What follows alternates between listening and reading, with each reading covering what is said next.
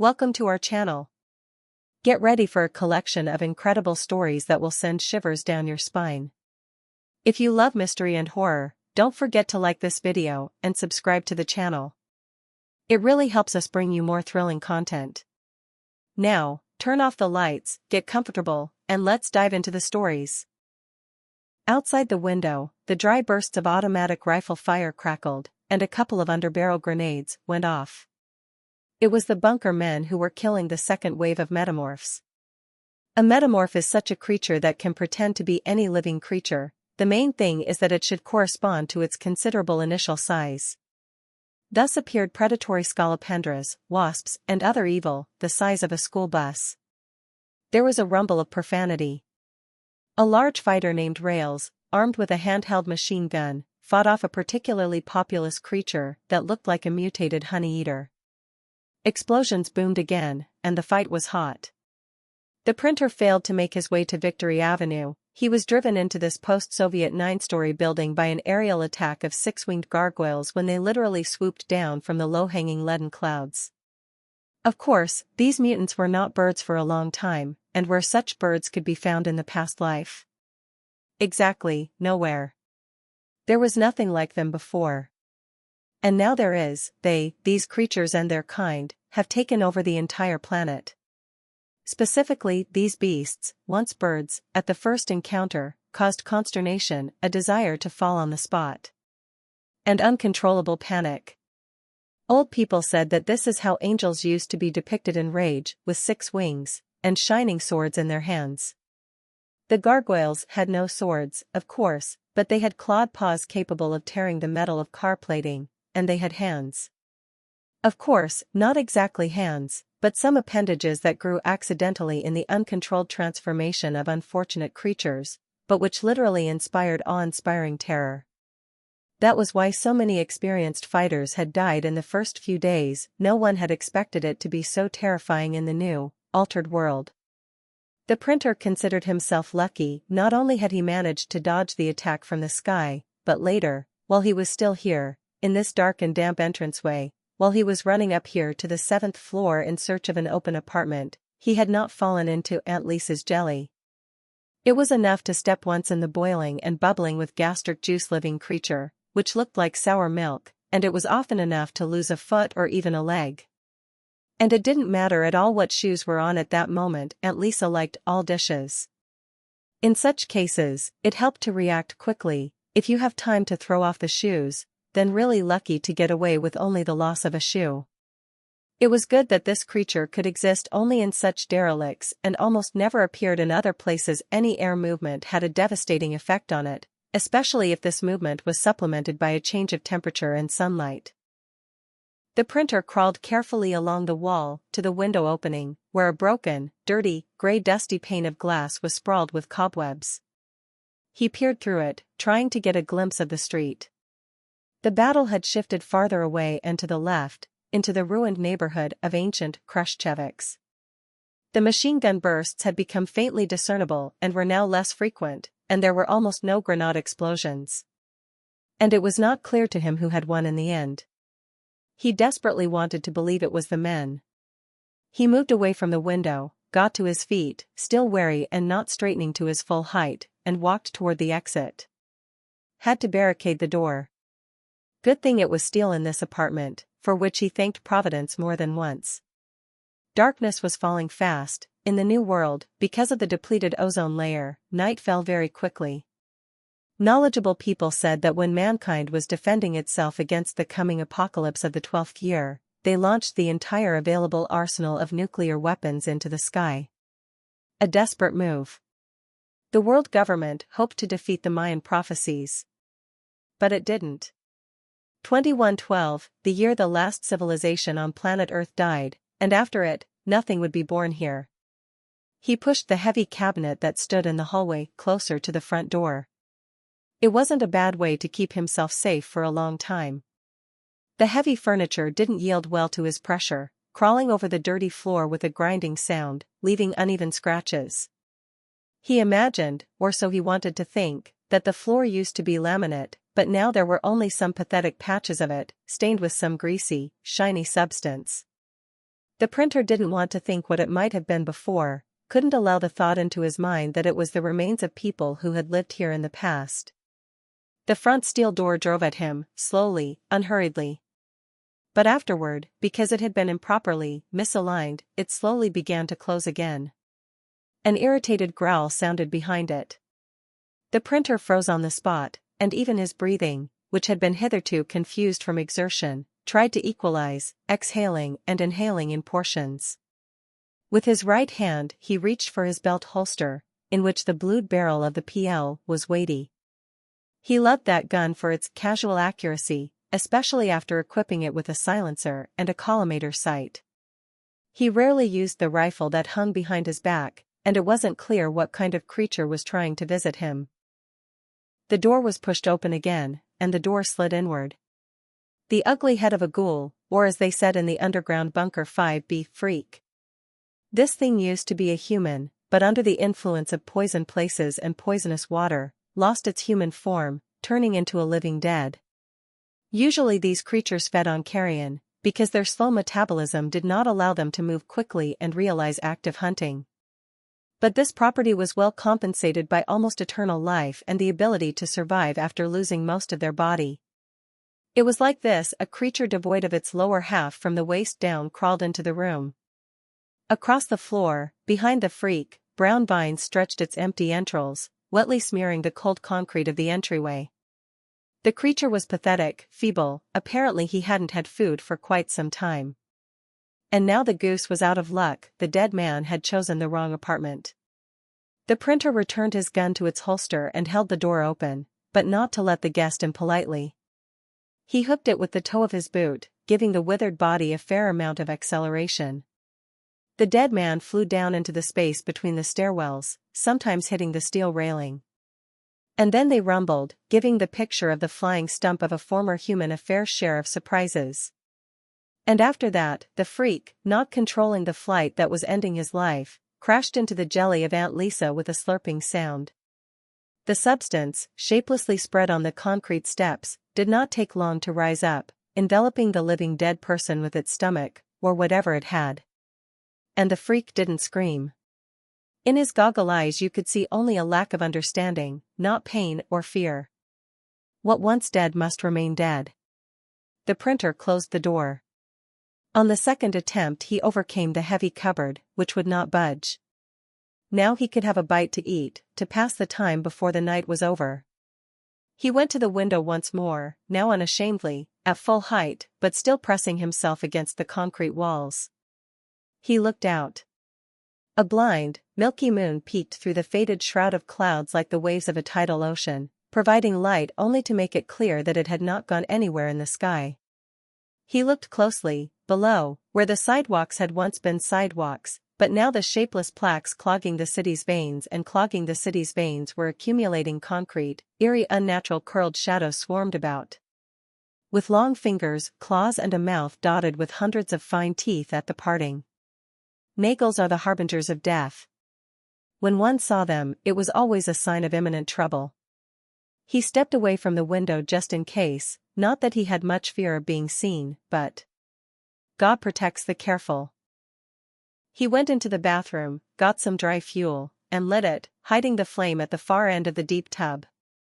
On top of it, he put tinned meat on a homemade tripod, a precious treasure from the stashes of the frugal motherland.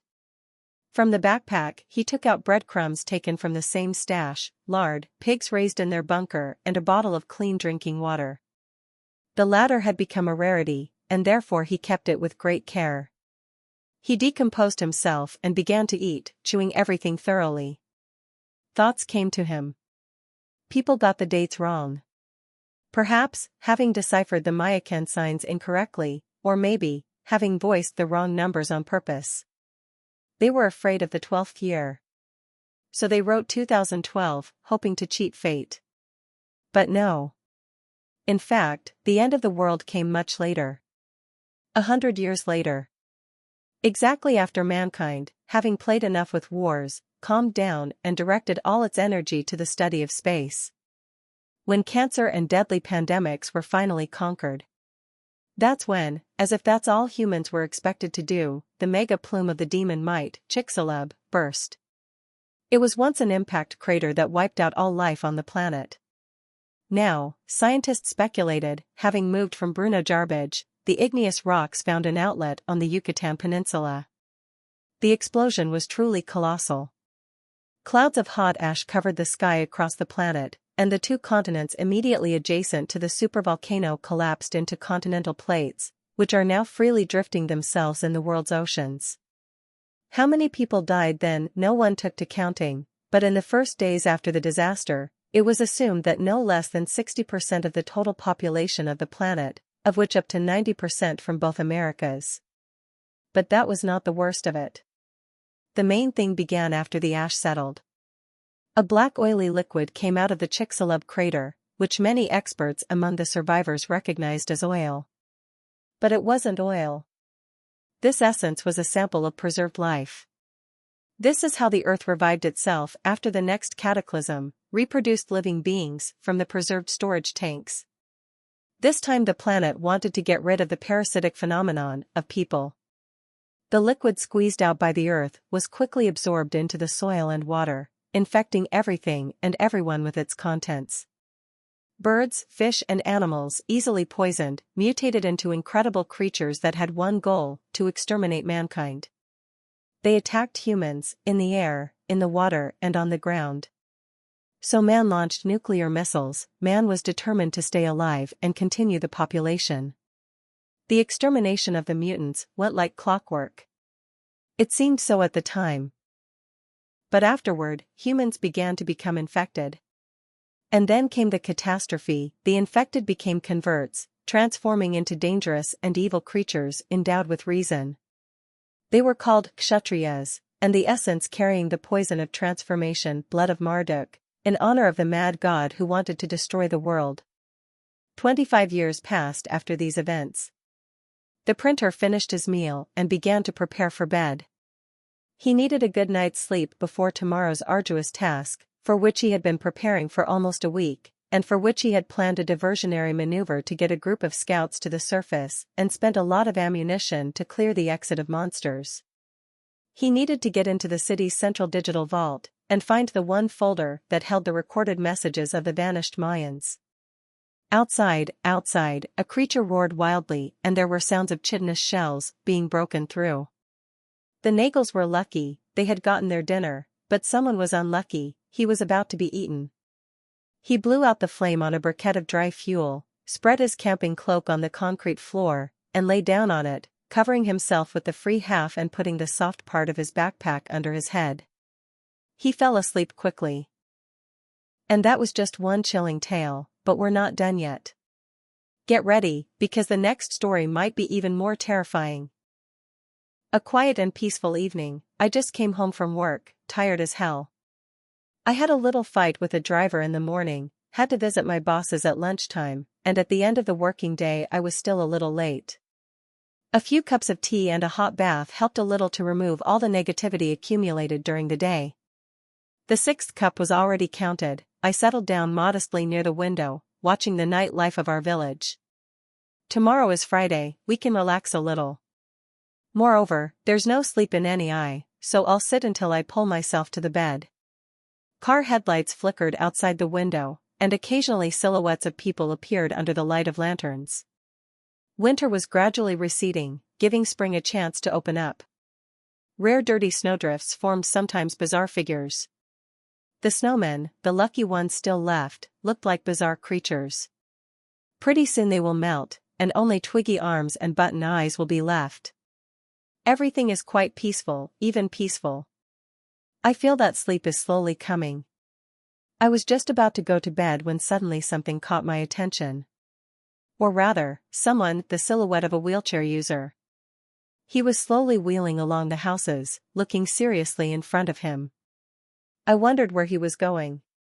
By the light of the streetlights, I could make out that it was an old man. Apparently, he was heading toward the intersection near my house. For what purpose unknown, just stood on the curb and looked somewhere in the distance. What a strange old man, I thought to myself and drifted off to sleep at last. The old wheelchair user just decided to take a little walk. Perhaps he lost his legs at that intersection, so he comes there for old memories. Again, why? Everyone has his own cockroaches in his head, so it's not in my interest to discuss anyone there. Besides, sleep is much more important than watching some old man. The next morning, there was an accident at the intersection. Two cars hit nose to nose, failing to control themselves on the road. There were no survivors, both went out through the windshields. Their faces were badly disfigured, badly scarred, as if chewed up. Parts of skin and flesh hanging down in layers. It was strange enough that it could hardly have happened on a shard of glass. The whole situation with the accident seemed strange to me. It looked as if it had been set up on purpose. At the same time, the accident happened at the place where an old man in a wheelchair was standing yesterday, which is probably a coincidence. On my way back from work that afternoon, I met the old man again. He wheeled past me with his head slightly lowered so that I couldn't see his face, obviously in a hurry. His feet were covered tightly with a fluffy plaid. I stood for a moment, watching him, and as soon as the old man disappeared around the corner, I moved on. I don't know why, but I had a glimpse of something happening the next day. And indeed, they found the dead body of the school guard. He was lying near the gate, his face also turned into a bloody mess. The reason, he had slipped and his face had been nibbled off by the dogs that ran near the school. That's when I really started to think, what if that old man was the killer? It sounds illogical, because how could such a helpless grandfather, confined to a wheelchair, do such things? Unless, of course, he's human. Was I going to follow him? There was no special desire, just browsing the internet for information about accidents and murders in our village. Reading local forums and news sites, someone also noticed that grandfather in a wheelchair before the incidents. They built various theories that old man was a sorcerer, a reptiloid, and that Mother Death herself. It was quite funny to read all this, but it was true where he was coming from. A common detail, the face turned into a meat mush. Kind of reminded me of the Mothman mythos. Except the problem is, that grandfather is real. Many people have seen him, even witnessed those terrible events. Among the many posts found one who decided to follow that old man, while still conducting a live broadcast. It is quite curious to see how the schoolboy tries to behave like a typical blogger who looks for various paranormal phenomena in abandoned places. And so it was here, the kid was just trying to get into the role, watching the strange grandfather, and so for practically an hour. In the chat began to write that the joke is too long, that the grandfather is a grandfather, it would be time to end the broadcast, but the kid did not give up. He decided on a desperate step, to come closer to the old man, to try to talk to him. Slowly and quietly, the kid approached the old man. Once at arm's length, the little operator raised his voice. "I beg your pardon, may I?" The grandfather slowly turned toward the filmmaker, except that the broadcast failed. At the very last moment, I noticed how unusual that old man's face looked. It was like the face of a withered mummy that was quite old. Probably because of his age, that's usually what people in their 80s and 90s look like. But there was one detail that made him different from ordinary people. A heavy and dead look, as if the old man was much older, well over 100 years old, if not two. It was creepy in a way that gave me goosebumps all over my body.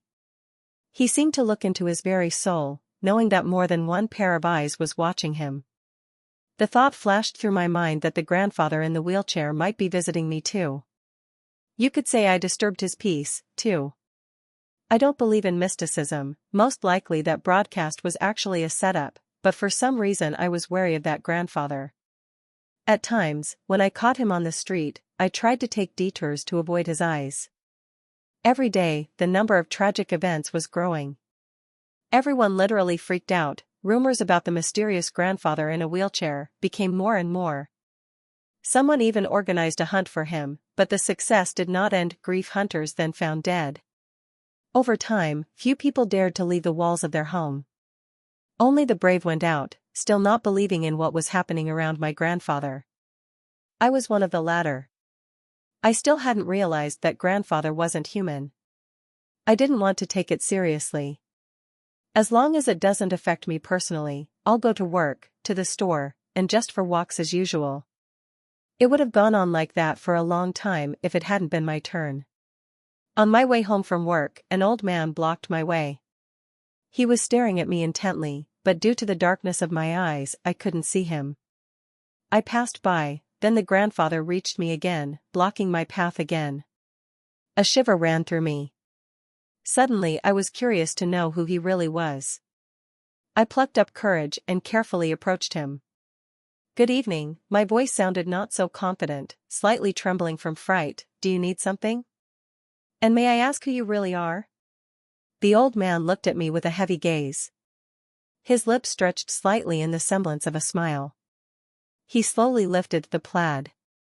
A multitude of tentacles enveloped me, wrapping themselves around me tightly. The smile remained on the old man's face as I watched in horror as I was pulled into the darkness beneath his plaid. There was a chill and a strange odor, like sea breeze or cut grass. I was in a desperate situation, the tentacle gripping me tightly, preventing me from moving a finger. From beneath the plaid a large mouth with many small needle-like teeth emerged. This was the end of me. Thanks for watching.